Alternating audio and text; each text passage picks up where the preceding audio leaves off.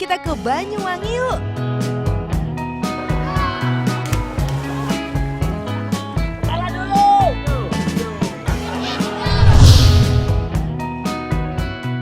Bagai aksi stuntman hebat, anak-anak ini jago banget terjun bebas tuh. Tapi anehnya, kenapa terjun bebas di dermaga kapal ya? Emang nggak ada sungai atau kali ya? Keluarga Indonesia, anak-anak ini bukan sedang main nih di sini. Mereka sedang bekerja, mengumpulkan uang logam tuh yang dilempar oleh penumpang kapal. Karena pekerjaan mereka ini nih, mereka juga dikenal sebagai manusia logam. Salah satunya Rizky Nurgalang nih, bocah yang masih duduk di bangku kelas 3 sekolah dasar ini gak ada takutnya tuh untuk terjun dan menyelam di laut. Hebatnya aksi nyelamnya ini tanpa bantuan alat pengaman loh. Awal logam umur 7 tahun sama teman-teman. Terus belajarnya gimana? Gak takut tenggelam gitu? Enggak, diajari sama mbak. Kalau uangnya dibuat beli sepatu, nasi dikasihkan mama. Rebutan gak berkelahi dong waktu lagi nyari itu? Enggak berkelahi. Biasa tenang sama teman-teman. Enggak berkelahi. Biasa 50. Meski terlihat mengasihkan, namun menjadi anak logam lumayan berbahaya tuh. Kuatnya pusaran arus laut serta lalu lalang kapal yang bersandar membuat anak logam rawan tenggelam dan terjepit kapal. Hi, ngeri juga kan? Keluarga Indonesia, bagi para penumpang kapal, aksi anak logam menjadi hiburan tersendiri nih. Dan sebagai ungkapan simpati saat anak logam beraksi, para penumpang kapal biasanya akan melemparkan uang receh ke laut, mulai dari 500 hingga ribuan rupiah. Ini adalah suatu keunikan di dunia. Jadi tidak ada lain di tempat, di Singapura, di Batam pun juga nggak ada. Gitu.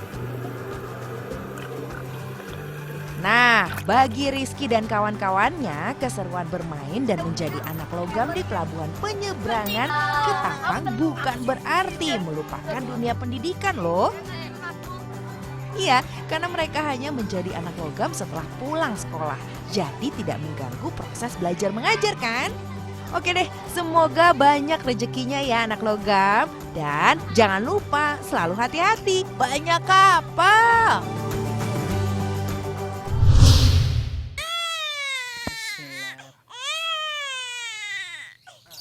Biar harus. Mandi bayi unik ala Madura. Keluarga Indonesia jangan bingung ya ngelihat adik bayi diasapin seperti ini. Karena ini merupakan tradisi memandikan bayi ala Madura.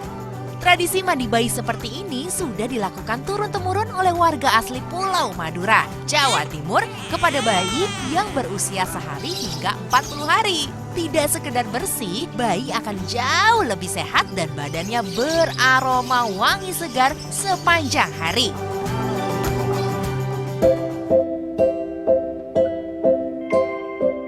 Bahan yang biasa digunakan adalah bunga setaman, dupa wangi, rempah dari kunyit, kunci, dan daun-daunan herbal yang telah dihaluskan. Jangan lupa sebuah tungku kecil dan arang. Sebelum dimandikan dengan air, sang bayi biasanya dipijit terlebih dahulu dengan pijatan khusus. Mulai dari punggung, perut, kaki, dan tangan menggunakan minyak khas Madura. Tujuannya nih, supaya peredaran darah menjadi lancar sehingga badan bayi akan merasa rileks dan hangat sebelum mandi. Setelah itu sedikit demi sedikit air hangat disiramkan ke tubuh bayi sambil disabuni untuk menghilangkan minyak urut tadi. Sekarang ke proses berikutnya ya.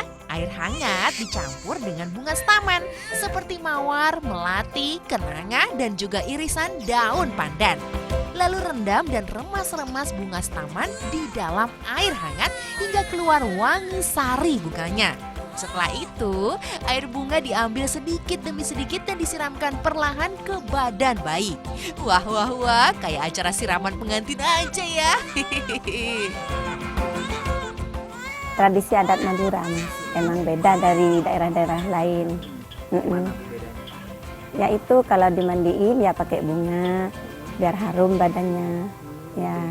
terus saya lihat tadi ada dupa juga dibakar itu Bu. Ya biar supaya harum dan juga hangat. Tapi eits, ritual mandi bayinya belum selesai loh. Agar badan bayi tetap hangat, pusar si jabang bayi ditempelkan rempah-rempah herbal yang sudah dihaluskan. Sebagian rempah tadi kemudian diperaskan airnya dan dimasukkan ke dalam mulut bayi sebagai jamu sehat. Kalau kebanyakan orang sih nyebutnya sebagai jamu cekok. Sekarang proses terakhir yang bikin deg-degan. Sang bayi diasapi di atas kepulan asap putih dari dupa wangi yang dibakar ke dalam bara api. Tapi coba lihat itu keluarga Indonesia. Jarak bayi dengan tungku hanya sekitar 30 cm saja loh. Aduh, apa nggak kepanasan itu dede bayinya? Namun kata warga nih, bayi tidak akan merasa kepanasan atau kesakitan. Meski demikian, prosesi ritual ini tidak boleh dilakukan sembarangan. Harus dilakukan oleh ahlinya. Masih ada satu hal unik lagi nih keluarga Indonesia. Bayi yang sudah diasapin ditulisi asma Allah pada keningnya dengan menggunakan celak atau pensil alis sambil dibacakan sholawat Nabi. Tujuannya untuk memberikan perlindungan dan keselamatan pada bayi serta menjadi anak yang soleh dan soleha.